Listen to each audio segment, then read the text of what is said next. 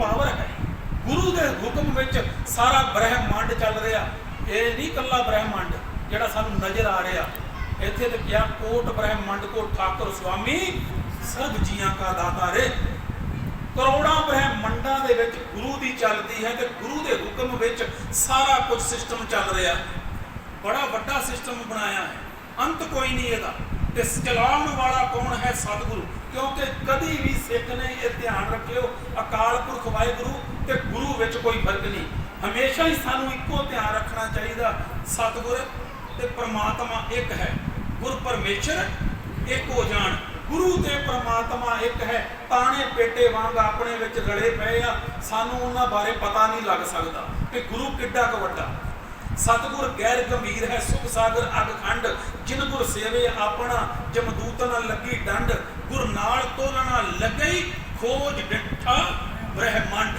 गुरु किड्डा क वड्डा। लिखण वाले कौन है? गुरु अर्जन देव महाराज। बाणी लिखते पे कहन लगे गुरु एडा क वड्डा है, मैं सारा ब्रह्मंड खोज के वेख लिया। बड़ा वड्डा ब्रह्मंड है जिहदा साइंस भी अंतर नहीं ला सकी। कहन लगे मैं खोज के वेख लिया, गुरु वर्गा होर कोई नहीं। गुर नाल तोलना लगई, खोज डिठा ब्रह्मंड। नाम निधान सतगुर दिया, सुख नानक मन में मंड। भागां वालियां वो रूहां हुंदियां जिहड़ियां अपने हिरदे अंदर सतगुर के शब्द नूं सांभ के रख दिंदियां। नहीं तो निकल जाता, भुल जाता, विसर जाता। इत्थों गुरुद्वारे बाहर जाना, बाहर माया का जाल है। मैं तो दिल्ली घूमिया, मैं क्या एड्डी वड्डी माया, इनू लोकी शहर दसदे आ, गुरु ने इनू शहर नहीं दसिया। सतगुरु कहते जंगल है। जिन्हों बाणी अंदर गया, महा भयान उद्यान नगर कर मानिया। झूठ समगरी पेख सच कर जाने, सिर लगा जम डंड तां पछोताने। ये जिहड़े शहर नूं वेख के असीं कह रहे थे करोड़ों रुपइया की जैरत, मैं कहना गुरु मेरे ने कहा है जंगल आ। तो जे गुरु ने कहा जंगल आ, तो वाकई सिखो जंगल आ। रहने कित्थे आ? साडा रहना बहना सहना कित्थे आ? अजे तक असीं खुद नूं नहीं पहचान सके मैं कौन हाँ। जिन्ने मेरे भैन भरा बैठे जे वीर बैठे, खोजना किनू सी? गुरु के शब्द नूं लैके इनू खोजना सी। ਇਹਦੇ अंदर मैं एक बार शायद पहला कह के गया, मैं ਇਹਦੇ अंदर कोई रहिंदा जे, ਉਹਨੂੰ पहचान करो कौन आ। ਤੇ जिस दिन ਉਹਦੀ पहचान होगी, अंदरों रब लभेगा। कोई उत्थे परमजीत दी कोई जगजीत नहीं, किसी तरह का कोई नाम वाला बंदा नहीं। अंदर इन्हां दी जोत वसदी है, इन्हां दी अंदर ਤੁਹਾਡੇ अंदर वस रहा गुरु। ते सानू गुरु की पहचान नहीं। मैं गुरु अर्जन देव महाराज तो शुरू करांगा, ते गल मैं गुरु हरगोबिंद सच्चे पातशाह की भी करनी है, क्योंकि अज उन्होंने गुरुता करती है। अज के दिन वो मीरी पीरी के मालक, वड जोधा पर उपकारी सतगुर गुरता गदी के विराजमान होया सी, जिन्हें जुल्म का नाश किया। सब तो पहला गल करांगे गुरु अर्जन देव महाराज सच्चे पातशाह की, कि गुरु की है।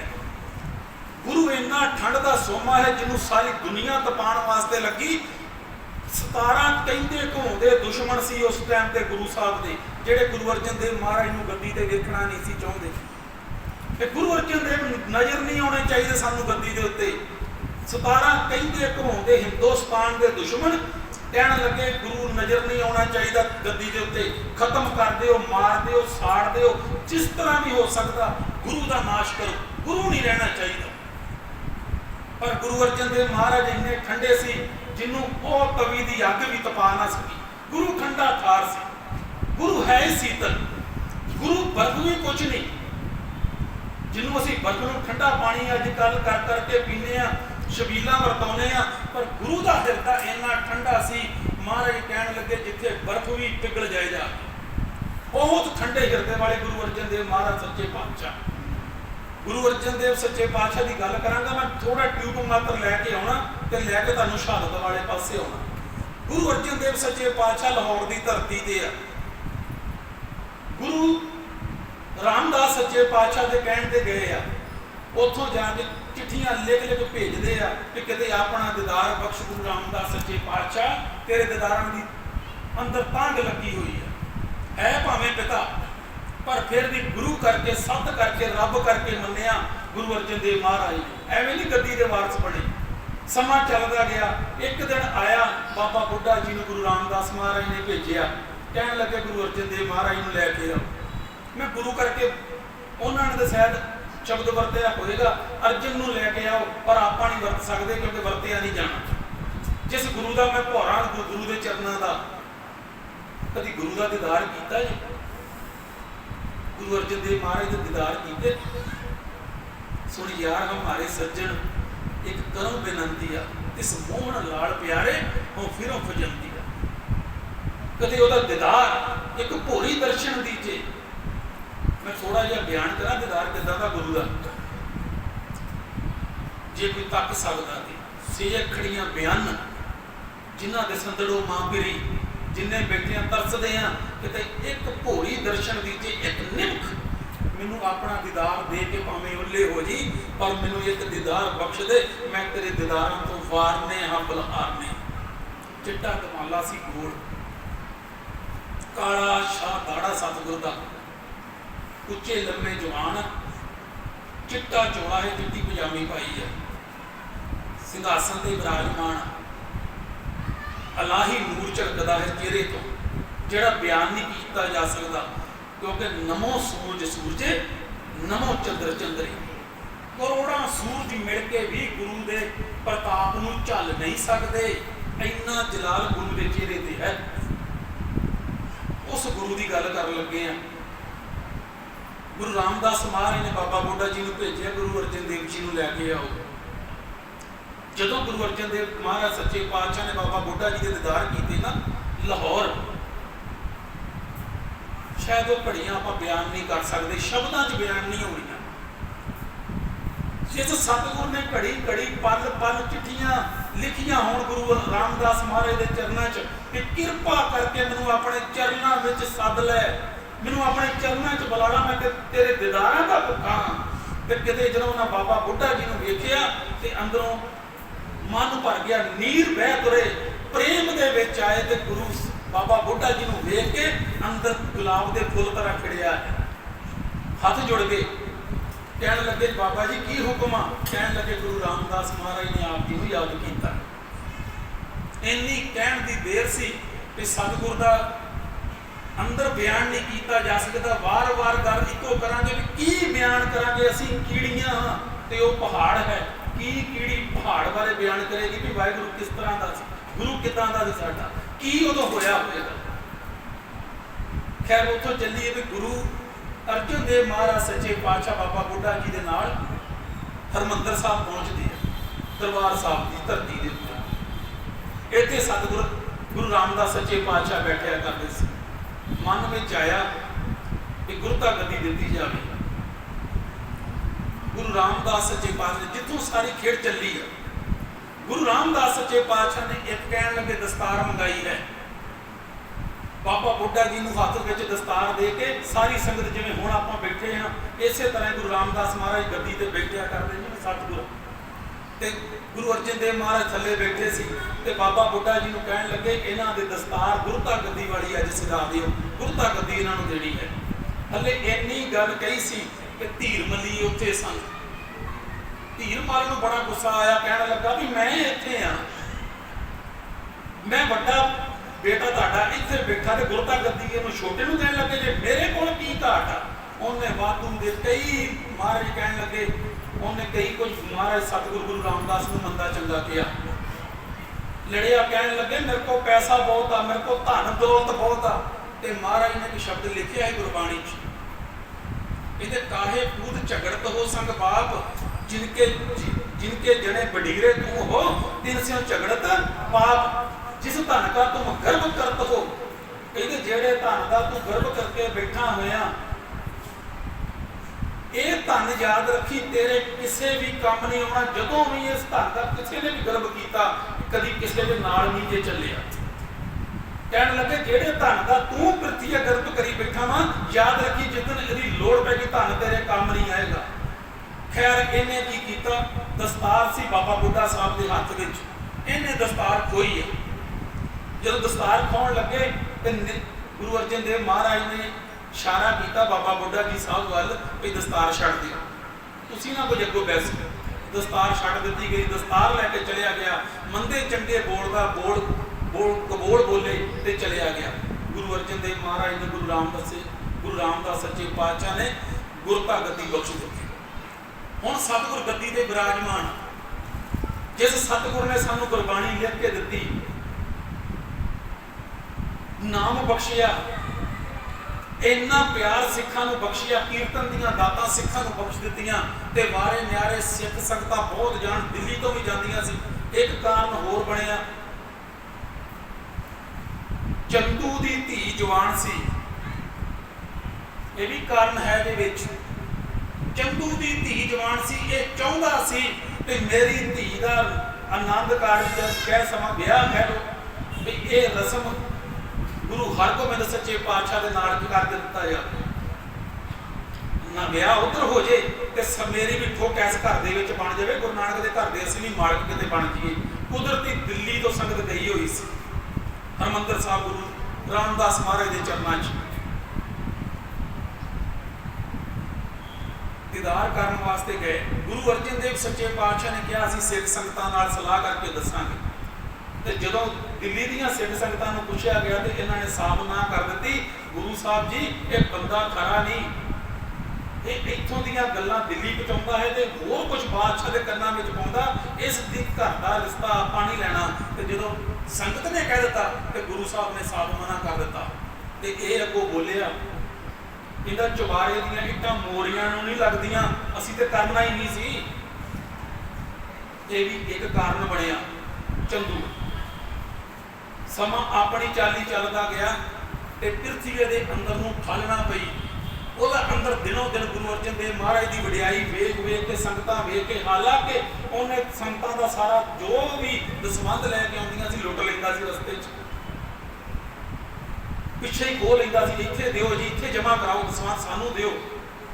ਮਹਾਰਾਜ ਨੇ ਕੁਛ ਨਹੀਂ ਕਿਹਾ। ਕਈ ਦਿਨ ਇਤਿਹਾਸ ਦੱਸਦਾ ਹੈ ਗੁਰੂ ਅਰਜਨ ਦੇਵ ਮਹਾਰਾਜ ਪ੍ਰਸ਼ਾਦੇ ਪਾਣੀ ਤੋਂ ਵੀ ਭੁੱਖੇ ਕੱਟੀ ਹੈ, ਹਾਲਾਂਕਿ ਗੁਰਤਾ ਗੱਦੀ ਤੇ ਵਿਰਾਜਮਾਨ ਹਨ। ਕਈ ਦਿਨ ਲੰਘ ਗਏ, ਸਤਿਗੁਰ ਏਦਾਂ ਹੀ ਰਹਿੰਦੇ ਸੀ। ਫਿਰ ਜੋ ਕੋਈ ਜਾ ਕੇ ਕਹਿੰਦਾ ਸੀ ਰੋਕੀ ਮਿੱਸੀ ਖਾ ਲਓ, ਤੇ ਸਤਿਗੁਰ ਕਹਿੰਦੇ ਸੀ ਕੋਈ ਗੱਲ ਨਹੀਂ। ਕਹਿੰਦੇ ਜੀ ਪ੍ਰਿਥਵੀ ਲੁੱਟ ਰਿਹਾ, ਮਹਾਰਾਜ ਕਹਿਣ ਲੱਗੇ ਕੋਈ ਗੱਲ ਨਹੀਂ, ਲੁੱਟ ਲੈਣ। ਸਤਿਗੁਰ ਤਪੇ ਹੀ ਨਹੀਂ, ਤਪਾਉਣਾ ਚਾਹੁੰਦੇ ਸੀ, ਤਪੇ ਨਹੀਂ। ਇੱਕ ਦਿਨ ਕੀ ਹੋਇਆ, ਪ੍ਰਿਥਵੀ ਦਾ ਮਨ ਬਣਿਆ ਕਿ ਸੁਲਹੀ ਖਾਂ ਕੋ ਜਾਵਾਂ। ਸੁਲਹੀ ਖਾਂ ਉਸ ਟਾਈਮ ਦਾ ਮੌਕੇ ਦਾ ਹਾਕਮ ਸੀ, ਪਾਵਰ ਰੱਖਦਾ ਸੀ। ਤੇ ਪ੍ਰਿਥਵੀ ਇਹਦੇ ਕੋਲ ਜਾ ਪਹੁੰਚਿਆ, ਕਹਿਣ ਲੱਗਾ ਕੀ ਹੋਇਆ ਤੇਰੀ ਤੇ ਮੇਰੀ ਮਿੱਤਰਤਾ ਨੂੰ, ਮੈਂ ਤੇਰੇ ਮਿੱਤਰ ਤੋਂ ਕੀ ਲੈਣਾ, ਤੂੰ ਮੇਰਾ ਐਡਾ ਮਿੱਤਰ ਆ, ਤੇ ਜੇ ਗੁਰੂ ਅਰਜਨ ਦੇਵ ਗੱਦੀ ਦੇ ਉੱਤੇ ਬੈਠੇ ਆ, ਮੈਨੂੰ ਅਜੇ ਤੱਕ ਗੁਰਤਾ ਗੱਦੀ ਨਹੀਂ ਪ੍ਰਾਪਤ ਹੋਈ, ਤੇ ਮੈਂ ਤੇਰੀ ਮਿੱਤਰਤਾ ਤੋਂ ਕੀ ਲੈਣਾ, ਤੇਰਾ ਮੇਰਾ ਕੋਈ ਸੰਬੰਧ ਨਹੀਂ।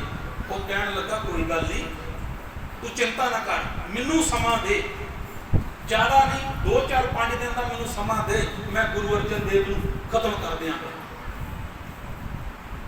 ਕਹਿਣ ਲੱਗਾ ਫਿਰ ਵੇਖ ਲਈ, ਕਹਿਣ ਲੱਗਾ ਜੇ ਮੈਂ ਗੁਰੂ ਅਰਜਨ ਦੇਵ ਨੂੰ ਖਤਮ ਨਾ ਕੀਤਾ ਤੇ ਮੈਨੂੰ ਸੁਲਹੀ ਖਾਂ ਨਾ ਪਈ। ਦਾੜੇ ਤੇ ਹੱਥ ਮਾਰ ਕੇ ਬੋਲ ਕੇ ਕਹਿ ਕੇ ਗਿਆ, ਤੇ ਕਿਸੇ ਨੇ ਆਣ ਕੇ ਗੁਰੂ ਅਰਜਨ ਦੇਵ ਮਹਾਰਾਜ ਨੂੰ ਦੱਸਿਆ, ਇਤਿਹਾਸ ਲਿਖਦਾ ਹੈ ਤੇ ਗੁਰੂ ਸਾਹਿਬ ਨੇ ਵਚਨ ਦਰਜ ਕੀਤਾ ਗੁਰਬਾਣੀ 'ਚ, ਗਰੀਬਾਂ ਉੱਪਰ ਜੇ ਖਿੱਚੇ ਦਾੜੀ, ਪਾਰ ਬ੍ਰਹਮ ਸਾ ਅਗਨ ਵਿਸਾੜੀ। ਕਹਿੰਦੇ ਜਿਹੜੀ ਦਾੜੀ ਗਰੀਬਾਂ ਦੇ ਉੱਤੇ ਆਣ ਕੇ ਖਿੱਚ ਕੇ ਜ਼ੋਰ ਲਾਉਂਦੀ ਹੈ ਨਾ, ਇੱਕ ਦਿਨ ਆਉਂਦਾ ਫਿਰ ਪਰਮੇਸ਼ਰ ਵਾਹਿਗੁਰੂ ਸਾੜ ਕੇ ਸਵਾਹ ਕਰਕੇ ਰੱਖ ਦਿੰਦਾ ਹੈ। ਸੁਲਹੀ ਖਾਂ ਉਧਰੋਂ ਚੜਿਆ ਹੈ, ਕਹਿਣ ਲੱਗਾ ਅੱਜ ਦੀ ਸ਼ਾਮ ਗੁਰੂ ਅਰਜਨ ਗੱਦੀ ਤੇ ਨਹੀਂ ਰਹੇਗਾ। ਸੁਲਹੀ ਖਾਂ ਉਧਰੋਂ ਚੜਿਆ ਤੇ ਕਹਿਣ ਲੱਗੇ ਕਿੰਨੇ ਭੱਠੇ, ਇੱਟਾਂ ਦੇ ਭੱਠੇ ਤਾਏ ਸੀ। ਆਖੋ ਵਾਹਿਗੁਰੂ, ਧਿਆਨ ਦਿਓ, ਤੁਹਾਡੀ ਇਕਾਗਰਤਾ ਨਾਲ ਮੇਰੀ ਇਕਾਗਰਤਾ ਬਣਨੀ ਆ।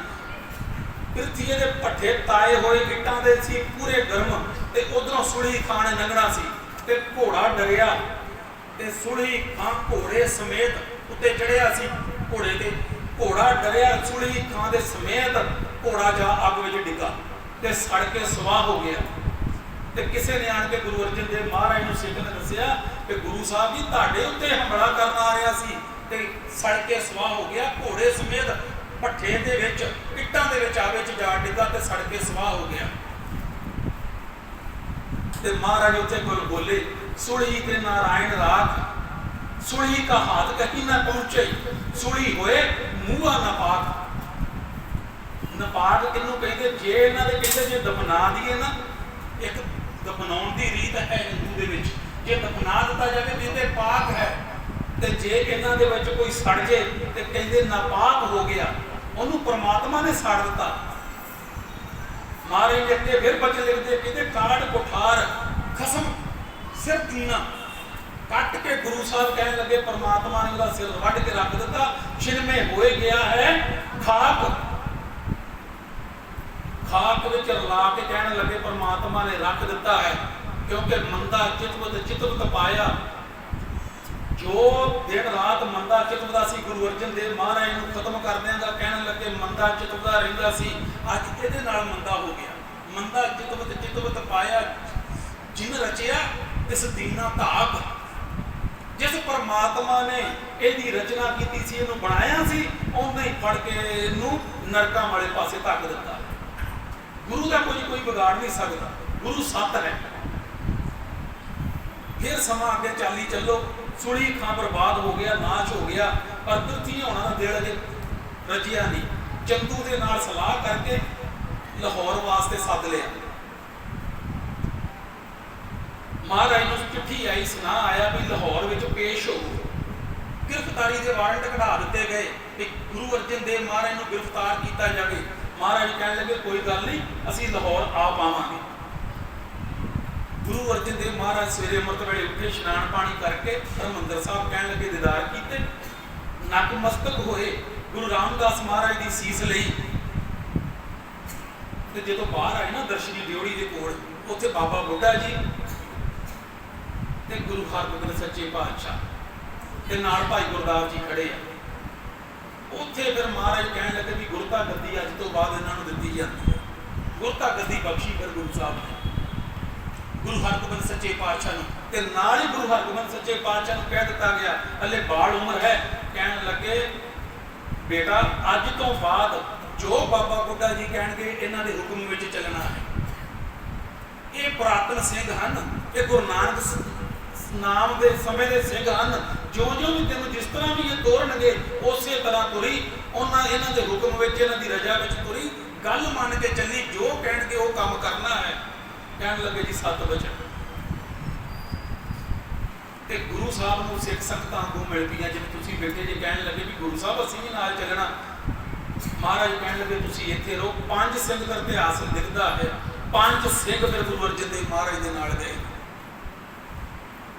भाई विधि चंद जी भाई प्राणा जी भाई जेठा जी भाई पैड़ा जी भाई लगा जी आ 5 सिंह नाल गए गुरु अर्जन देव महाराज सच्चे पातशाह लाहौर पहुंच गए जिथे लाहौर पहुंचे उत्थे जाके वो पहले बैठे हुए सी सारे चंदू के कहने में सब कुछ पहला तैयारी सी पहला ही बैठे हुए सी जो गुरु अर्जन देव महाराज पहुंचे ना सामने कहने लगे गिरफ्तार कर लो इन्हों गिरफ्तार कर लिया गया इतिहास लिखता कई दिन महाराज नूं जिवें काल कोठड़ी हुंदी है उस तरह की काल कोठड़ी च रखा गया सिखां नूं वखरिया कर दिता गया वखरिया रखा एक दिन बुलाया गया कहने लगे जी गुरु अर्जन देव जी नूं 2 काम करने हैं कर सकते जे तो हो सकता है तुहानूं छड्ड दिता जाए नहीं तो फिर तुहानूं मौत के घाट उतार दिता जाएगा गुरु अर्जन देव महाराज कुछ नहीं बोले 2 काम किहड़े सी एक तो गुरु ग्रंथ साहब दे जिहड़ी तुसीं गुरु ग्रंथ साहब की रचना की है कहने लगे वो साडियां कलामां दर्ज करो जो असीं कहांगे वो लिख दिओ महाराज कहने लगे भाई वो तो बाणी परमात्मा की आई है घरों भेजी बाणी आई है तो दर्ज कर दी गई वो कोई चीज़ दर्ज नहीं हो सकती कहने लगे जी दूजा कहने लगे 2 लाख रुपया जमा कराओ तुहाडे उत्ते जुर्माना है वो कड़ा जुर्माना जी कहने लगे जो खुसरो आया सी ते तुहाडे लंगरां चों प्रशादा छक के गया सी हालांकि इतिहास दसदा है खुसरो गुरु घर विच आया ही नहीं फिर भी गुरु साहब के उत्ते इल्जाम ला के कह दिता भी खुसरो तुहाडे घर विच आया नमस्कार की ते लंगरां चों प्रशादा छक के गया ते तुहाडे उत्ते इल्जाम है ये कर जमा कराओ ये टैक्स जमा कराओ ते महाराज कहने लगे संगतां दी दसवंध दी माया आउंदी है साडे कोल ते संगतां दी दसवंध दी माया टैक्स जमा कराउण विच नहीं जांदी जुर्माने नहीं जमा कराए जांदे ये ते भले दे काम विच ही लगदी है इन्हां नूं बड़ा वट चढ़िया कहण लगे उत्थे हुण सुनी जाओ कहण लगे इन्हां दे उत्ते अत्याचार करो किहड़ा अत्याचार करांगे ਡਾਂਗਾ ਇਹਨਾਂ ਦੇ ਹੱਥ ਵਿੱਚ ਸੀ, ਸਤਿਗੁਰ ਦੇ ਲੈ ਕੇ ਦਿਵਾਲੇ ਹੋਏ। ਅੱਗੋਂ 5 ਸਿੰਘ ਸੀ ਜਿਹੜੇ ਨਾਲ ਗਏ, ਉਹ ਅੱਗੇ ਹੋਏ। ਇਤਿਹਾਸ ਦੱਸਦਾ ਹੈ ਇਹਨਾਂ ਦੇ ਸਿਰਾਂ ਵਿੱਚ ਡਾਂਗਾ ਮਾਰੀਆਂ ਗਈਆਂ, ਇਹਨਾਂ ਦੇ ਸਿਰ ਪਾੜੇ ਗਏ। ਗੁਰੂ ਅਰਜਨ ਦੇਵ ਮਹਾਰਾਜ ਤੱਕ ਇਹਨਾਂ ਨੇ ਆਉਣ ਨਹੀਂ ਦਿੱਤਾ, ਬਹੁਤ ਡਾਂਗਾਂ ਝੱਲੀਆਂ। ਫਿਰ ਪਿੱਛੇ ਬਿਠਾ ਦਿੱਤਾ ਗਿਆ ਗੁਰੂ ਅਰਜਨ ਦੇਵ ਮਹਾਰਾਜ ਨੂੰ, ਫਿਰ ਉਸੇ ਕੋਠੜੀ ਵਿੱਚ ਡੱਕ ਦਿੱਤਾ ਗਿਆ। ਅਗਲੇ ਦਿਨ ਇਹਨਾਂ ਨੇ ਸਕੀਮ ਬਣਾਈ ਕੀ ਕੀਤਾ ਜਾਵੇ, ਕਿ ਗੁਰੂ ਅਰਜਨ ਦੇਵ ਮਹਾਰਾਜ ਨੂੰ ਕਿਸ ਤਰ੍ਹਾਂ ਸ਼ਹੀਦ ਕੀਤਾ ਜਾਵੇ। ਸਭ ਤੋਂ ਪਹਿਲਾਂ ਇਹਨਾਂ ਨੇ ਸਕੀਮ ਬਣਾਈ ਵੀ ਧੁੱਪ ਬਹੁਤ ਹੈ, ਰੇਤ ਨੂੰ ਚੰਗੀ ਤਰ੍ਹਾਂ ਗਰਮ ਕੀਤਾ ਜਾਵੇ, ਉਹਦੀ ਵਿਛਾਈ ਕਰ ਦਿਓ। ਵਿਛਾਈ ਕਰਕੇ ਤੇ ਗੁਰੂ ਅਰਜਨ ਦੇਵ ਮਹਾਰਾਜ ਨੂੰ ਦੁਪਹਿਰੇ ਜਦੋਂ ਪੂਰੀ ਧੁੱਪ ਹੁੰਦੀ ਹੈ ਉਦੋਂ ਲਿਆ ਕੇ ਤੇ ਚੌਂਕੜਾ ਮਰਵਾਓ ਰੇਤ ਦੇ ਉੱਤੇ। ਪਹਿਲਾ ਦਿਨ ਇਹ ਸੀ। ਰੇਤ ਪੂਰੀ ਗਰਮ ਕੀਤੀ ਗਈ, ਦੁਪਹਿਰ ਉਤੋਂ ਤਪਦੀ ਹੈ ਤੇ ਵਿਛਾ ਦਿੱਤੀ ਗਈ। ਗੁਰੂ ਅਰਜਨ ਦੇਵ ਮਹਾਰਾਜ ਨੂੰ ਅੰਦਰੋਂ ਕੋਠੜੀ ਵਿੱਚੋਂ ਕੱਢ ਕੇ ਲਿਆਂਦਾ ਗਿਆ ਤੇ ਮਹਾਰਾਜ ਨੂੰ ਕਹਿਣ ਲੱਗੇ ਇਸ ਰੇਤ ਦੇ ਉੱਤੇ ਬੈਠ ਜਾਓ। ਸਤਿਗੁਰੂ ਚੌਂਕੜਾ ਮਾਰ ਕੇ ਬੈਠੇ, ਪਰਮਾਤਮਾ ਦੇ ਸ਼ੁਕਰ ਵਿੱਚ ਜੁੜੇ ਹੋਏ ਆ, ਅੰਦਰੋਂ ਆਨੰਦ ਦੇ ਵਿੱਚ ਆ। ਕਹਿਣ ਲੱਗੇ ਸਾਰੀ ਦੁਪਹਿਰ ਉਸੇ ਰੇਤ ਦੇ ਉੱਤੇ ਚੌਂਕੜਾ ਮਰਵਾ ਕੇ ਫਿਰ ਕਾਲ ਕੋਠੜੀ ਵਿੱਚ ਲੈ ਗਏ ਤੇ ਨਾਲ ਕਹਿ ਦਿੱਤਾ ਪਾਣੀ ਦੀ ਇੱਕ ਘੁੱਟ ਵੀ ਇਹਨਾਂ ਨੂੰ ਨਹੀਂ ਦਿੱਤੀ ਜਾਏਗੀ। ਤੁਸੀਂ ਆਪ ਹੀ ਹਿਸਾਬ ਲਾ ਲਓ ਵੀ ਆਪਾਂ ਕਿਤੇ ਗੇੜਾ ਕੱਢ ਕੇ ਮਾੜਾ ਜਿਹਾ ਬਾਹਰੋਂ ਆ ਜਾਈਏ ਨਾ ਤੇ ਅਸੀਂ ਪਾਣੀ ਮੰਗਦੇ ਹਾਂ। 4 ਘੰਟੇ ਸਤਿਗੁਰੂ ਨੂੰ ਬਿਠਾਉਣ ਤੋਂ ਬਾਅਦ ਵੀ ਪਾਣੀ ਦੀ ਇੱਕ ਬੂੰਦ ਨਹੀਂ ਦਿੱਤੀ ਗਈ। ਫਿਰ ਕਈ ਦਿਨ ਲੰਘ ਗਏ, ਜਿਸ ਤਰ੍ਹਾਂ 5 ਦਿਨ ਲੰਘਦੇ ਜਾ ਰਹੇ ਆ, ਮਹਾਰਾਜ ਨੂੰ ਇੱਕ ਘੁੱਟ ਵੀ 5 ਦਿਨਾਂ ਦੇ ਵਿੱਚ ਪਾਣੀ ਦਾ ਦਿੱਤਾ ਨਹੀਂ ਗਿਆ।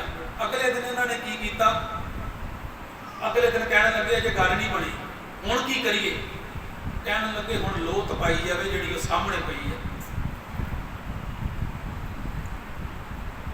ਸਾਹਮਣੇ ਲੋਹ ਪਈ ਸੀ, ਅੱਗ ਤਰ੍ਹਾਂ ਲਾਲ ਕਰ ਦਿੱਤਾ ਗਿਆ। ਲੱਕੜਾਂ ਪਾ ਪਾ ਕੇ ਜਦੋਂ ਪੂਰਨ ਤੌਰ ਤੇ ਲਾਲ ਹੋ ਗਈ, ਕਹਿਣ ਲੱਗੇ ਹੁਣ ਲੈ ਕੇ ਆਓ। ਕਿਸੇ ਨੂੰ ਰੇਤ ਦੇ ਉੱਤੇ ਬਿਠਾਇਆ ਜਾਵੇ ਨਾ, ਆਪਣਾ ਜਿਵੇਂ ਬੈਠੇ ਆ, ਕਿਸੇ ਨੂੰ ਵੀ ਸਾਡੇ ਚੋਂ ਬਿਠਾਇਆ ਜਾਵੇ ਤੇ ਥੱਲੇ ਮੋਢੇ ਛਾਲੇ ਹੋ ਜਾਂਦੇ, ਪਾਣੀ ਪੈ ਜਾਂਦਾ ਸਾਰਾ ਲੱਤਾਂ 'ਚ। ਹੁਣ ਮਹਾਰਾਜ ਦੇ ਪਹਿਲਾਂ ਹੀ ਛਾਲੇ ਹੋ ਚੁੱਕੇ ਸੀ ਤੇ ਇਹਨਾਂ ਨੇ ਕੀ ਕੀਤਾ, ਆਵਾਜ਼ ਦਿੱਤੀ। ਗੁਰੂ ਅਰਜਨ ਦੇਵ ਮਹਾਰਾਜ ਕਹਿਣ ਲੱਗੇ ਵੀ ਹੱਥ ਛੱਡ ਦਿਓ। ਬਾਂਹ ਫੜਦੇ ਸੀ ਸਤਿਗੁਰੂ ਦੀ, ਚੱਲ। ਮਹਾਰਾਜ ਕਹਿਣ ਲੱਗੇ ਬਾਂਹ ਛੱਡੋ। ਆਪ ਸਤਿਗੁਰੂ ਤੁਰ ਕੇ ਉਸ ਤੱਤੀ ਤਵੀ ਵਾਲੇ ਪਾਸੇ ਪਹੁੰਚੇ ਤੇ ਜਾ ਕੇ ਸਤਿਗੁਰੂ ਨੇ ਉਸ ਤੱਤੀ ਤਵੀ ਦੇ ਉੱਤੇ ਚੌਂਕੜਾ ਮਾਰ ਕੇ ਬੈਠ ਗਏ ਤੇ ਪਰਮਾਤਮਾ ਦਾ ਨਾਮ, ਪਰਮਾਤਮਾ ਤੇ ਗੁਰਬਾਣੀ ਜੋ ਸੁਖਮਨੀ ਸਾਹਿਬ ਦੀ ਰੋਜ਼ ਪੜ੍ਹਦੇ ਜੇ, ਉਹ ਸਤਿਗੁਰੂ ਦੇ ਹਿਰਦੇ ਅੰਦਰ ਚੱਲਦੀ ਪਈ। ਇਹ ਵੇਖਦੇ ਪਏ ਆ ਵੀ ਅਜੇ ਵੀ ਤਪੇ ਨਹੀਂ। ਫਿਰ ਇਤਿਹਾਸ ਦੱਸਦਾ ਹੈ 2 ਦਿਨ ਇਹਨਾਂ ਨੂੰ ਤੱਤੀ ਤਵੀ ਤੇ ਬਿਠਾਉਂਦੇ ਰਹੇ ਆ, ਪਾਣੀ ਦੀ ਇੱਕ ਬੂੰਦ ਨਹੀਂ ਮਿਲੀ ਤੇ ਸਰੀਰ ਫਟ ਚੁੱਕਾ ਸੀ ਥੱਲੇ ਪਾਸਿਓਂ ਸਾਰਾ, ਤੇ ਖੂਨ ਜਿਹੜਾ ਸੀ ਉਹ ਚੋ ਕੇ ਅੱਗ ਦੇ ਵਿੱਚ ਜਾ ਕੇ ਪੈ ਰਿਹਾ ਸੀ। ਹੁਣ ਕਹਿਣ ਲੱਗੇ ਹੁਣ ਕੀ ਕੀਤਾ ਜਾਵੇ। ਕਹਿਣ ਲੱਗੇ ਦੇਗ ਬਾਲੋ, ਦੇਗ ਲਿਆਓ। ਦੇਗ ਲਿਆਂਦੀ ਗਈ ਵੱਡੀ, ਉਹਦੇ ਵਿੱਚ ਲੱਕੜਾਂ ਪਾਈਆਂ ਗਈਆਂ, ਪਾਣੀ ਨੂੰ ਚੰਗੀ ਤਰ੍ਹਾਂ ਉਬਾਲ ਦਿੱਤਾ ਗਿਆ ਤੇ ਮਹਾਰਾਜ ਨੂੰ ਲਿਆ ਕੇ, ਤੇ ਮਹਾਰਾਜ ਕੋ ਤੁਰਿਆ ਨਹੀਂ ਸੀ ਜਾ ਰਿਹਾ, ਲੱਤਾਂ ਪਹਿਲਾਂ ਹੀ ਸਾਰੀਆਂ ਫਟ ਚੁੱਕੀਆਂ ਸੀ, ਸਰੀਰ ਫਟ ਚੁੱਕਾ ਸੀ ਥੱਲੇ। ਲਿਆ ਕੇ ਚੱਕ ਕੇ ਤੇ ਇਤਿਹਾਸ ਦੱਸਦਾ ਹੈ ਦੇਗ ਵਿੱਚ ਬਿਠਾਇਆ ਤੇ ਉੱਤੋਂ ਢੱਕਣ ਦੇ ਦਿੱਤਾ ਗਿਆ। 2 ਜਣੇ ਨੂੰ ਢੱਕਣ ਲਾਇਆ ਹੈ ਇਹਨਾਂ ਨੇ, 2 ਜਣੇ। ਇੱਕ ਗੁਰੂ ਅਰਜਨ ਦੇਵ ਸੱਚੇ ਪਾਤਸ਼ਾਹ ਨੂੰ ਜਦੋਂ ਦੇਗ ਵਿੱਚ ਬਾਲਿਆ ਸੀ ਤੇ ਢੱਕਣ ਦਿੱਤਾ ਸੀ, ਤੇ ਜਿੱਦਣ ਭਾਈ ਦਿਆਲਾ ਜੀ ਨੂੰ ਤੁਹਾਡੇ ਚਾਂਦਨੀ ਚੌਂਕ 'ਚ ਬਾਲਿਆ ਸੀ ਨਾ, ਤੇ ਢੱਕਣ ਇਹਦੇ ਵੀ ਲਾਇਆ ਸੀ ਵੀ ਉਸੇ ਗੁਰੂ ਦਾ ਚੇਲਾ ਹੈ। ਢੱਕਣ 2 ਜਣੇ ਨੂੰ ਲਾਇਆ। ਤੇ ਇੱਕ ਯਾਦ ਰੱਖਿਓ, ਇਤਿਹਾਸ ਦੱਸਦਾ ਹੈ ਵੀ 3 ਸ਼ਹਿਰ ਨਹੀਂ ਸਾਨੂੰ ਭੁੱਲਣੇ। ਉਹ ਕਿਹੜੇ ਆ ਜੀ? ਕਹਿਣ ਲੱਗੇ ਇੱਕ ਲਾਹੌਰ ਹੈ ਜਿੱਥੇ ਗੁਰੂ ਅਰਜਨ ਦੇਵ ਸੱਚੇ ਪਾਤਸ਼ਾਹ ਨੂੰ ਸ਼ਹੀਦ ਕੀਤਾ ਗਿਆ। ਸਿੱਖ ਕੌਮ ਰਹਿੰਦੀ ਦੁਨੀਆ ਤੱਕ ਰਹੇਗੀ ਤੇ ਰਹਿੰਦੀ ਦੁਨੀਆ ਤੱਕ ਸਾਨੂੰ ਲਾਹੌਰ ਨਹੀਂ ਭੁੱਲਣਾ ਵੀ ਇੱਥੇ ਸਾਡੇ ਗੁਰੂ ਨੂੰ ਧੱਕੇ ਨਾਲ ਕਤਲ ਕੀਤਾ ਗਿਆ ਸੀ, ਧੱਕੇ ਨਾਲ ਸ਼ਹੀਦ ਕੀਤਾ ਗਿਆ। ਦੂਜਾ ਸ਼ਹਿਰ ਕਹਿੰਦੇ ਦੂਜਾ ਸ਼ਹਿਰ ਕਹਿੰਦੇ ਦਿੱਲੀ ਨਹੀਂ ਭੁੱਲਣਾ, ਜਿੱਥੇ ਗੁਰੂ ਦਾ ਸੀਸ ਕਲਮ ਕੀਤਾ ਗਿਆ ਸੀ, ਗੁਰੂ ਨੂੰ ਕਤਲ ਕੀਤਾ ਗਿਆ ਸੀ ਚਾਂਦਨੀ ਚੌਕ ਦੇ ਵਿੱਚ ਬਿਠਾ ਕੇ ਤੇ 3 ਸਿੰਘ ਸ਼ਹੀਦ ਕੀਤੇ ਗਏ। ਇੱਥੇ ਤੇ ਦਿੱਲੀ ਵਾਕਿਆ ਨਹੀਂ ਭੁੱਲਣੀ। ਇੱਥੇ ਤੇ 1984 ਲੰਘੀ ਸੀ ਤੇ ਗਲਾਂ ਵਿੱਚ ਟਾਇਰ ਪਾਏ ਗਏ ਸੀ, ਪੈਟਰੋਲ ਨਾਲ ਸਾੜੇ ਗਏ ਸੀ, ਅੱਗ ਬਾਲੀ ਗਈ ਸੀ। ਦਿੱਲੀ ਵਾਕਿਆ ਨਹੀਂ ਭੁੱਲਣੀ ਸਾਨੂੰ। ਤੇ ਕਹਿੰਦੇ ਤੀਜਾ ਸ਼ਹਿਰ, ਕਹਿੰਦੇ ਤੀਜਾ ਸ਼ਹਿਰ ਵੀ ਨਹੀਂ ਭੁੱਲਣਾ। ਕਹਿੰਦੇ ਉਹ ਕਿਹੜਾ? ਕਹਿੰਦੇ ਸਰਹੰਦ ਦੀਆਂ ਨੀਹਾਂ, ਜਿੱਥੇ ਬਾਬਾ ਜੋਰਾਵਰ ਸਿੰਘ ਤੇ ਬਾਬਾ ਫਤਿਹ ਸਿੰਘ ਨੂੰ ਨੀਹਾਂ ਦੇ ਵਿੱਚ ਚਿਣ ਕੇ ਸ਼ਹੀਦ ਕੀਤਾ ਗਿਆ। ਇਹ ਤਿੰਨ ਸ਼ਹਿਰ ਸਿੱਖ ਭੁਲਾ ਨਹੀਂ ਸਕਦਾ ਤੇਰੀ ਜ਼ਿੰਦਗੀ 'ਚ। ਇਹਨਾਂ ਨੇ ਰੱਜ ਕੇ ਗੁਰੂ ਅਰਜਨ ਦੇਵ ਸੱਚੇ ਪਾਤਸ਼ਾਹ ਨੂੰ ਦੇਗ ਵਿੱਚ ਬਾਲਿਆ ਹੈ। ਦੇਗ ਵਿੱਚ ਬਾਲਣ ਤੋਂ ਬਾਅਦ ਇਹਨਾਂ ਦੇ ਠੰਡ ਨਹੀਂ ਪਈ, ਦੇਗ ਚੋਂ ਬਾਹਰ ਕੱਢਿਆ ਗਿਆ ਤੇ ਉਦੋਂ ਸਰੀਰ ਫਟ ਚੁੱਕਾ ਸੀ, ਜਿਵੇਂ ਬੀਬੀਆਂ ਆਲੂ ਬਾਲਦੀਆਂ ਨਾ ਕਦੇ, ਉਸ ਤਰ੍ਹਾਂ ਦਾ ਹੋ ਚੁੱਕਾ ਸੀ, ਫਟ ਗਿਆ ਸੀ ਗੁਰੂ ਅਰਜਨ ਦੇਵ ਮਹਾਰਾਜ ਦਾ ਸਰੀਰ ਤੇ ਖੂਨੋਂ ਖੂਨ ਸੀ। ਉਸ ਟਾਈਮ ਤੇ ਫਿਰ ਜਦੋਂ ਬਾਹਰ ਕੱਢਿਆ ਤੇ ਭਾਈ ਪ੍ਰਾਣਾ ਜੀ ਤੇ ਭਾਈ ਬਿਧੀ ਚੰਦ ਦੋਵਾਂ ਨੇ, ਇਹ ਬਿਧੀ ਚੰਦ ਦੂਸਰੇ ਸੀ, ਗੁਰੂ ਹਰਗੋਬਿੰਦ ਸੱਚੇ ਪਾਤਸ਼ਾਹ ਵਾਲੇ ਦੂਸਰੇ ਸੀ। ਭਾਈ ਬਿਧੀ ਚੰਦ ਜੀ ਨੇ ਤੇ ਭਾਈ ਪ੍ਰਾਣਾ ਜੀ ਨੇ ਮੋਢਾ ਲਾਇਆ ਤੇ ਗੁਰੂ ਅਰਜਨ ਦੇਵ ਮਹਾਰਾਜ ਨੂੰ ਉਸੇ ਕਾਲ ਕੋਠੜੀ 'ਚ ਫਿਰ ਬਿਠਾ ਦਿੱਤਾ ਗਿਆ। ਹੁਣ ਪੰਜਵਾਂ ਦਿਨ ਆਉਂਦਾ ਹੈ। ਕਹਿਣ ਲੱਗੇ ਗੁਰੂ ਦੇ ਅਜੇ ਵੀ ਜੀਂਦਾ ਹੈ। ਸਲਾਹ ਕਰਦੇ ਆਪਸ ਵਿੱਚ, ਕਹਿੰਦੇ ਗੁਰੂ ਅਜੇ ਵੀ ਜੀਂਦਾ, ਕਹਿੰਦੇ ਕੀ ਕਰੀਏ? ਕਹਿਣ ਲੱਗੇ ਇੱਕ ਕੰਮ ਕਰੋ, ਗਾਂ ਦੀ ਖੱਲ ਲਾਓ। ਜਿਹਦੀ ਗਾਂ ਦੀ ਖੱਲ ਲਾਵਾਂਗੇ ਖਿੱਚ ਕੇ, ਮਤਲਬ ਗਾਂ ਨੂੰ ਮਾਰ ਦਿਓ ਤੇ ਉਹਦੀ ਖੱਲ ਖਿੱਚ ਕੇ ਲਾ ਲਓ। ਖੱਲ ਖਿੱਚ ਕੇ ਲਾਵਾਂਗੇ ਤੇ ਗੁਰੂ ਅਰਜਨ ਦੇਵ ਸਾਹਿਬ ਦਾ ਸਰੀਰ ਪਹਿਲਾਂ ਹੀ ਫਟਿਆ ਪਿਆ ਸਾਰਾ, ਉਹ ਗਾਂ ਦੀ ਖੱਲ ਘੁੱਟ ਕੇ ਸਰੀਰ ਦੇ ਨਾਲ ਲਪੇਟ ਦਿਆਂਗੇ ਤੇ ਧੁੱਪੇ ਬਿਠਾ ਦਿਆਂਗੇ। ਜਿਉਂ-ਜਿਉਂ ਗਾਂ ਦੀ ਖੱਲ ਆਕੜੂਗੀ ਤੇ ਇਹਨਾਂ ਦੀ ਜਿੰਦ ਅੰਦਰੋਂ ਬਾਹਰ ਨਿਕਲਦੀ ਜਾਊਗੀ। ਸਰੀਰ ਨਾਲ ਜੁੜ ਜਾਣਾ, ਸਰੀਰ ਤੇ ਗਾਂ ਦੀ ਖੱਲ ਇੱਕ ਹੋ ਜਾਏਗੀ, ਜੁੜ ਜਾਏਗੀ ਤੇ ਉਹਦੇ ਨਾਲ ਇਹਨਾਂ ਨੂੰ ਸ਼ਹੀਦੀ ਆਪਾਂ ਦੇ ਸਕਾਂਗੇ। ਹੋਇਆ ਕਿ ਗਾਂ ਦੀ ਖੱਲ ਲਾਈ ਗਈ, ਉਧਰੋਂ ਗੁਰੂ ਅਰਜਨ ਦੇਵ ਸੱਚੇ ਪਾਤਸ਼ਾਹ ਨੂੰ ਲਿਆਂਦਾ ਗਿਆ। ਮਹਾਰਾਜ ਨੂੰ ਕਹਿਣ ਲੱਗੇ ਕੋਈ ਆਖਰੀ ਇੱਛਾ ਹੈ? ਗੁਰੂ ਅਰਜਨ ਦੇਵ ਮਹਾਰਾਜ ਕਹਿੰਦੇ ਅਸੀਂ ਇਸ਼ਨਾਨ ਕਰਨਾ ਚਾਹੁੰਦੇ ਹਾਂ। ਲਾਗੇ ਰਾਵੀ ਲੱਗਦੀ ਸੀ, ਕਹਿਣ ਲੱਗੇ ਇਸ਼ਨਾਨ ਕਰਨਾ ਚਾਹੁੰਦੇ ਹਾਂ। ਕਹਿੰਦੇ ਜੀ ਕੋਈ ਨਹੀਂ। ਉਹ ਕਹਿਣ ਲੱਗੇ, ਇੱਕ ਜਣਾ ਬੋਲਿਆ ਕਹਿੰਦਾ ਇਸ਼ਨਾਨ ਨਾ ਕਰਨ ਦਿੱਤਾ ਜਾਵੇ, ਦੂਸਰਾ ਬੋਲਿਆ ਕਹਿੰਦਾ ਨਹੀਂ ਇਸ਼ਨਾਨ ਕਰਨ ਦੇਣਗੇ ਪਾਣੀ ਭਰ ਜਾਏਗਾ, ਸਰੀਰ ਦੇ ਅੰਦਰ ਸੁੱਕਿਆ ਪਿਆ ਹੈ ਸਰੀਰ, ਪਾਣੀ ਤੋਂ ਬਗੈਰ ਫਟਿਆ ਹੋਇਆ ਹੈ, ਪਾਣੀ ਭਰੇਗਾ ਤੇ ਜਦੋਂ ਖੱਲ ਲਪੇਟਾਂਗੇ ਤੇ ਜ਼ਿਆਦਾ ਤੜਫ ਕੇ ਮਰਨਗੇ। ਕਹਿੰਦਾ ਇਸ਼ਨਾਨ ਕਰਨ ਦਿਓ। ਕਹਿੰਦੇ ਕੋਈ ਗੱਲ ਨਹੀਂ ਇਸ਼ਨਾਨ ਕਰ ਲਓ। ਇਤਿਹਾਸ ਦੱਸਦਾ ਹੈ ਭਾਈ ਬਿਧੀ ਚੰਦ ਜੀ ਤੇ ਭਾਈ ਪ੍ਰਾਣਾ ਜੀ ਦੋਵਾਂ ਨੇ ਇੱਕ ਪਾਸੇ ਉਹਨਾਂ ਨੇ ਮੋਢਾ ਲਾਇਆ, ਇੱਕ ਪਾਸੇ ਭਾਈ ਪ੍ਰਾਣਾ ਜੀ ਨੇ ਮੋਢਾ ਲਾਇਆ ਤੇ ਲਾਹੌਰ ਦੀਆਂ ਗਲੀਆਂ ਵਿੱਚੋਂ ਰਾਵੀ ਵਾਲੇ ਪਾਸੇ ਨੂੰ ਤੁਰ ਪਏ। ਪੈਰ ਨਹੀਂ ਲੱਗਦੇ ਸਤਿਗੁਰੂ ਦੇ ਥੱਲੇ, ਹੌਲੀ ਹੌਲੀ ਤੁਰ ਰਹੇ। ਸਹਾਰਾ ਦਿੱਤਾ ਹੋਇਆ ਹੈ ਭਾਈ ਬਿਧੀ ਚੰਦ ਜੀ ਨੇ ਤੇ ਭਾਈ ਪ੍ਰਾਣਾ ਜੀ ਨੇ, ਤੁਰੇ ਜਾ ਰਹੇ।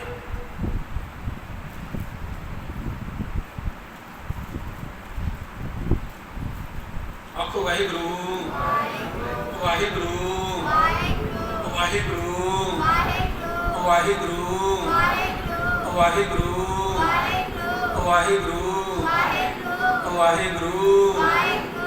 ਇਤਿਹਾਸ ਨੇ ਲਿਖਿਆ, ਪਤਾ ਕਿਹੜਾ ਸ਼ਬਦ ਬੋਲਿਆ ਜਦੋਂ ਜਾ ਰਹੇ? ਕਹਿਣ ਲੱਗੇ ਬਿਸਰ ਗਈ ਸਭ ਤਾਤ ਬਰਾਈ।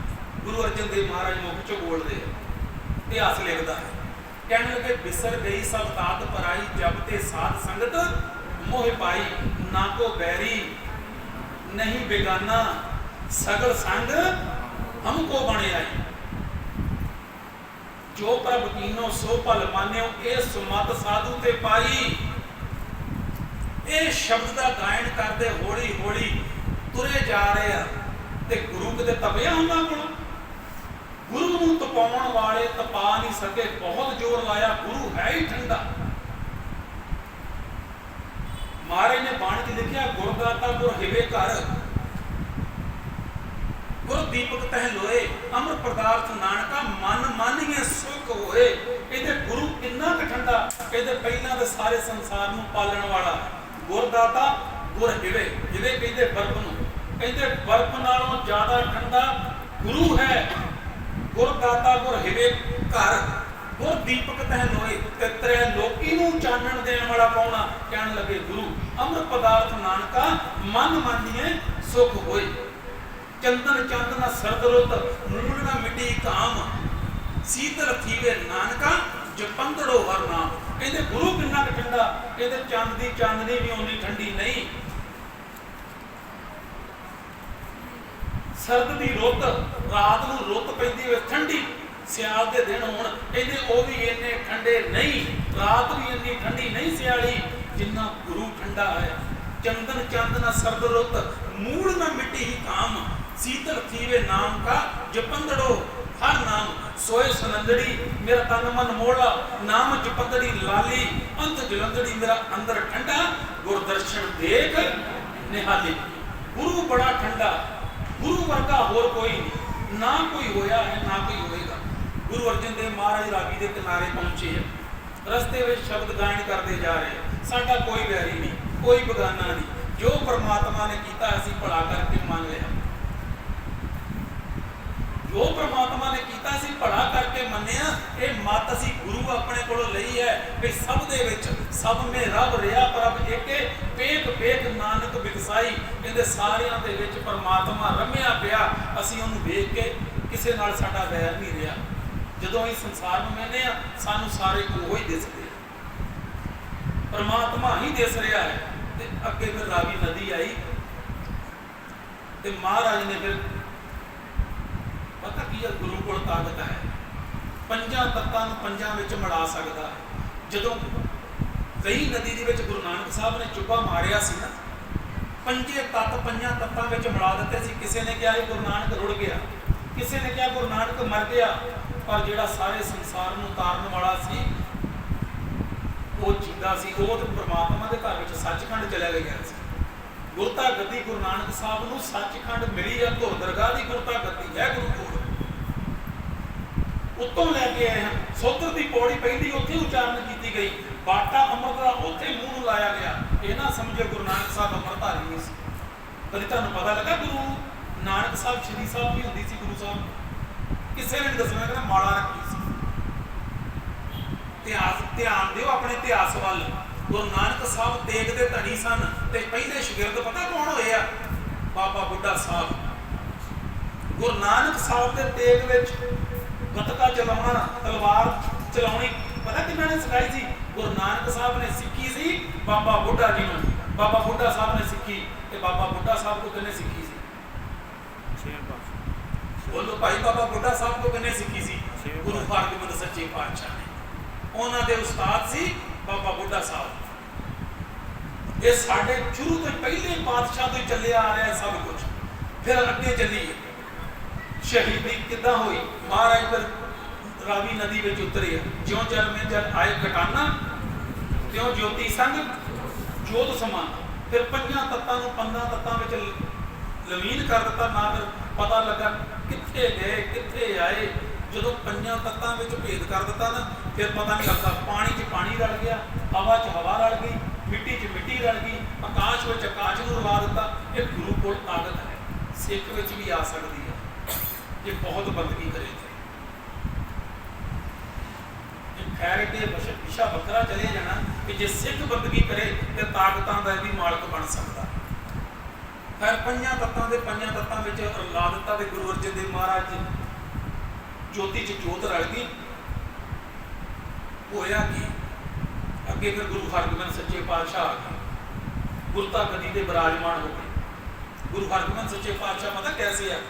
एक छोटी जी कहानी साथी कह के अगे चलना। एक सिख सी लूला लंगड़ा, गुरबाणी चों गल कर लगा। एक सिख सी लूला लंगड़ा, बिल्कुल ना तुरिया जाता सी ना हिलिया जाता सी। लाहौर तो संगतां ने दर्शन करन आने सी दरबार साहब गुरु हरगोबिंद सच्चे पातशाह दे। आखो वाहिगुरू, फिर बोलो वाहिगुरू। दर्शन करन आने सी। हुण वो लूला लंगड़ा सी, सारियां ने सलाह की भाई एडी दूर चुक के कौन लैके जाएगा?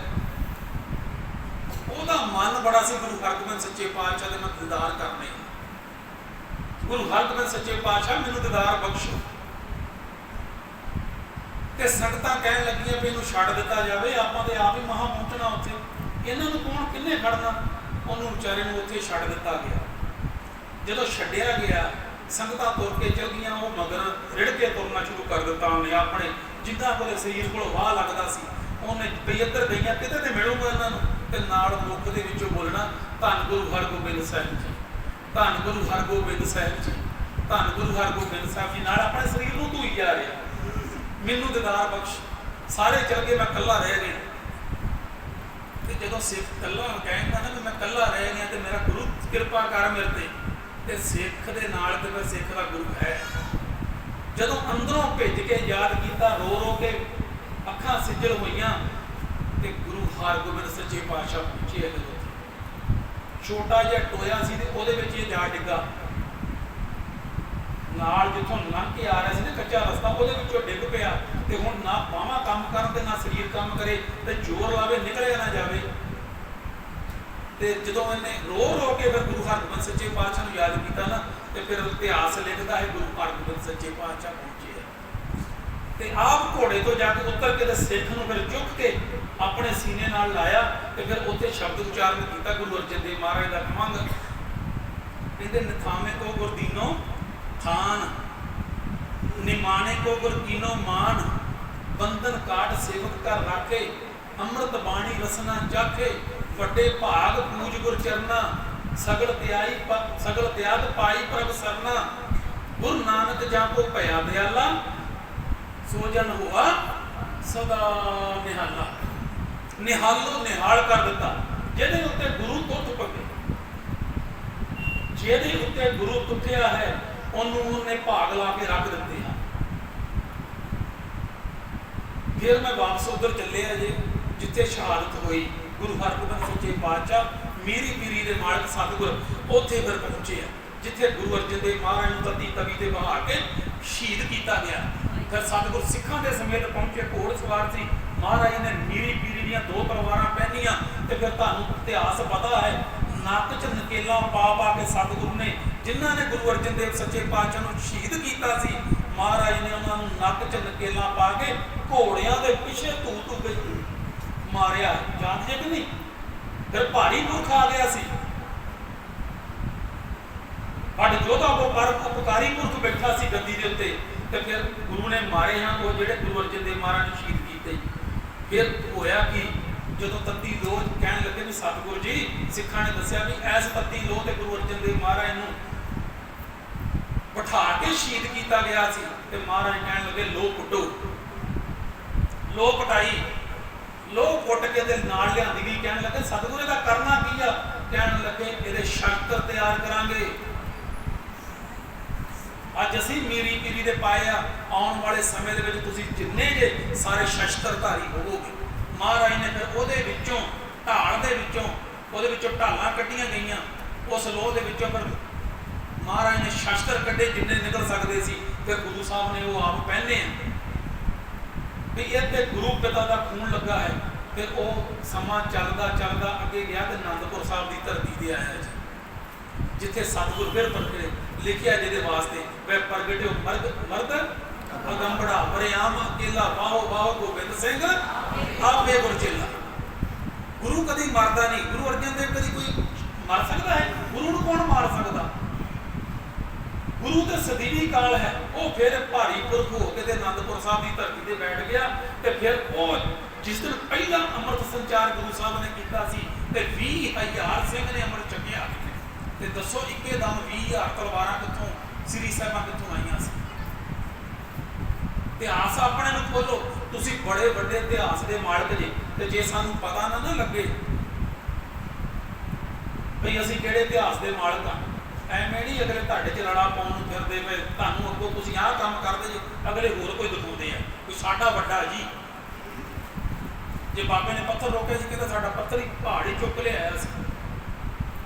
ਅਗਲੇ ਏਦਾਂ ਬਣਾ ਕੇ ਸਾਨੂੰ ਗੱਲਾਂ ਕਰ ਕਰਕੇ ਦਿਖਾ ਰਹੇ ਆ। ਜੇ ਸਾਨੂੰ ਸਮਝ ਆ ਜੇ ਸਹੀ ਪਤਾ ਕੌਣ ਆ? ਮਹਾਰਾਜ ਨੇ ਬਾਣੀ 'ਚ ਲਿਖਿਆ ਕਹਿੰਦੇ ਸੁਪਨੇ ਇੱਕ ਭਿਖਾਰੀ ਪਿਆ ਸੋਇਆ, ਸੁਪਨੇ ਇੱਕ ਭਿਖਾਰੀ ਸੋਇਆ। ਉਹ ਜੀ ਅਸੀਂ ਗੂੜੀ ਨੀਂਦ ਆ ਗਈ ਆ ਤੇ ਅਸੀਂ ਬੜੀ ਗੂੜੀ ਨੀਂਦ ਵਿੱਚ ਸੁੱਤੇ ਪਏ ਆ। ਸਾਨੂੰ ਪਤਾ ਨਹੀਂ ਅਸੀਂ ਕਿਹੜੇ ਘਰ ਦੇ ਮਾਲਕ ਆ, ਕਿਹੜਾ ਰਾਜ ਭਾਗ ਦੇ ਮਾਲਕ ਆ, ਕੋਈ ਪਤਾ ਨਹੀਂ। ਜਿਹਨੂੰ ਲਿਖਿਆ ਜਬ ਹਮ ਹੋਤੇ ਤਬ ਤੂੰ ਨਾਹੀ, ਅਬ ਤੂੰ ਹੀ ਮੈਂ ਨਾਹੀ।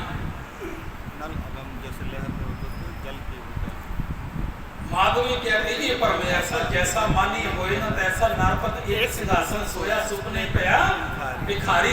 नरपत कहते राजे ने, नरपत एक सिंहासन सोया सुपने, नरपत एक सिंहासन सोया सुपने पिया भिखारी। अछत राज बिछत दुख पाया सोगत पई हुमारी। ओहो जी साडी हालत हो चुकी है भी सानू पता ही नहीं, असी पूरी गूढ़ी नींद आई, असी सुते पे हाँ। पर है तुसी गुरु गोबिंद सिंह महाराज शहनशाह के पुत्र जी, सानू पता ही नहीं लगा। जे सानू समझ आ जाए तो फिर सिख कभी मर नहीं सकता। सिख मरदा ही नहीं, सिख मरन वाला है ही नहीं। कभी ना सोचियो भी मैनू मौत आ जाएगी तो मैं मर जाऊंगा। तो वैसे जिन्ने आप शरीर का त्याग करना, जिन्ना संसार है, सिख नहीं मरदा क्योंकि जिहदे अंदर गुरबाणी है, जिथों गुरबाणी आई है सिख नूं उत्थे लै जाना है। कित्थे जाना है, कित्थे जाना चाहुंदे हैं? जे तो सचखंड जाना चाहुंदे हैं, अगर गुरु वाले बनना पेगा, बंदगी करनी पेगी, नाम जपना पेगा। ज्यों ज्यों बंदगी करते जाओगे तो एक दिन आएगा तो जिस दिन शरीर का त्याग करांगे तो जिहड़े रहत विच पूरे होंदे बंदगी करते आ, वो पता कौन लैण आउंदा? पंज प्यारे। सारे संसार को जम लै जाएगा, सिख कोल जम नहीं आता। पंज प्यारे लै जाणगे जां गुरु साहब आप आण के लै जाणगे। जे बहुत प्यारी रूह होई ना तो सतगुर आप लैण आउंदे आ। जाना जे कि नहीं जाना तो वैसे चलिया जाना असीं, ते जे किते गुरु लैण आ जाए तो किड्डे वड्डे भाग होणगे सिख दे कि सानूं गुरु लैण आवे। मैं एक सोईया कहते गुरु अर्जन देव महाराज का रोज पढ़ते जे कह के समाप्ति कर दांगा क्योंकि मम्मी वापस जाना। रात सारी सुते नहीं, नींद ही नहीं आई सानूं, जाग के कट्टी असीं सारी रात जस गवाण करते रहे हैं। सवेरे भी चलो महाराज कृपा करन, जिन्ना समा इत्थे आया दिता उन्हें सारा बीत गया उहदी याद विच। सब तो वड्डे कर्म महाराज कहण लगे जब लो नहीं भाग लिलाल उदे तब लो भरमते फिरते बहुत आए। जिन्ना देर तक साडे भाग नहीं सी खुले ते भट कहते असीं भटकते फिरदे सन। जब लो नहीं भाग लाल उदे तब लो भरमते फिरते बहुत आयो। कल घोर समुद्र में बूढ़त थे कब हूँ मिटे नहीं रहे पछतायो। तत् विचार यह मथुरा जग तारन को जपयो जिन अर्जन देव गुरु फिर संकट जोन। जिन्ना जिन्ना ने गुरु अर्जन देव महाराज नूं जपिया, जिन्ना जिन्ना ने गुरु अर्जन देव महाराज की आराधना की आ, कहते फिर वो जन्म मरण च नहीं आते, किसी तरह का संकट उन्होंने सिर पर नहीं मंडराउंदा। ज्यों ज्यों बंदगी करोगे परमात्मा के चरणों नाल जुड़ते जाओगे तो वाहिगुरु तुहाडे नेड़े हुंदा जाना। तो जो बंदगी छुट गई, नितनेम छुट गया, बाणी छुट गई, असी किते वसांगे तो रब किते वसदा होएगा। देख लो उन्होंने पुछो जाके जिहड़े टुट जाते हैं, तो किते उन्होंने भी पुछो जिहड़े जुड़े होंदे आ। जिहड़े जुड़े होंदे आ वो गुरु नाल एक मिल होंदे आ, ते जिहड़े टुटे होंदे आ बाहर रोलदे फिरदे आ। किदां दे चाहीदे आ? जुड़े चाहिए कि टुटे चाहिए? जब लो नहीं भाग लिलार उदे, जब लो नहीं भाग लिलार उदे,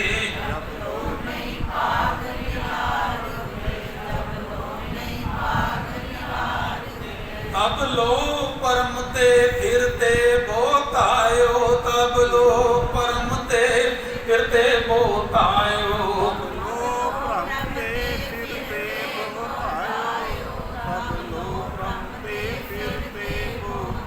कल घोर समुद्र में बूढ़त थे, कल घोर समुद्र में बूढ़त थे,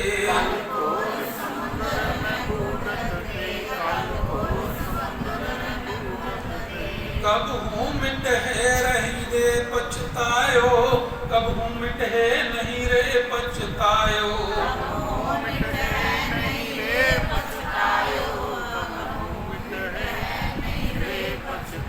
जपयो जिन अर्जन देव गुरु, जपयो जिन अर्जन देव गुरु,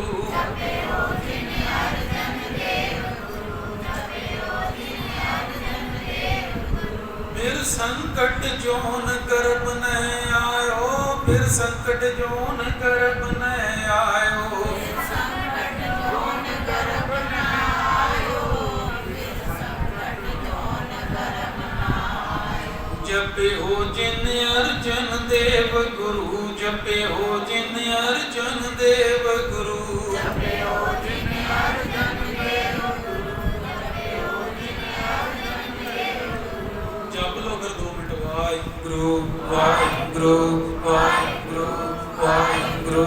ਵਾਹਿਗੁਰੂ ਵਾਹਿਗੁਰੂ। ਸਾਰੀ ਕਿਰਪਾ ਕਰੋ ਕਿਤੇ ਸਾਡੇ ਉੱਤੇ ਮਿਹਰ ਹੋ ਜੇ ਗੁਰੂ